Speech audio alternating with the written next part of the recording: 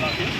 ఈరోజు NHRC forum జాతీయ మానవ హక్కుల పరిరక్షణ కమిటీ ఆధ్వర్యంలో తెలుగు రాష్ట్రాల వ్యాప్తంగా మా యొక్క ప్రతి ఎన్హెచ్ఆర్సీ కార్యాలయంలో కూడా ఉచిత మట్టి గణపతి విగ్రహాలు పంపిణీ జరుగుతుంది.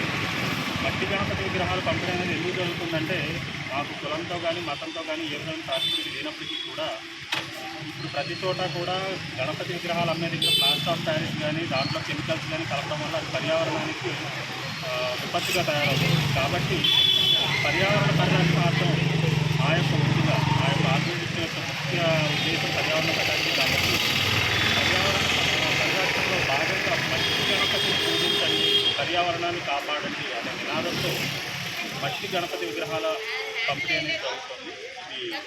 ఇప్పటికి మేము 5 సంవత్సరాలుగా చేస్తున్నాం. ఇది 6వ సంవత్సరం. ప్రతి సంవత్సరం కూడా నిర్విరామంగా సాగుతుంది.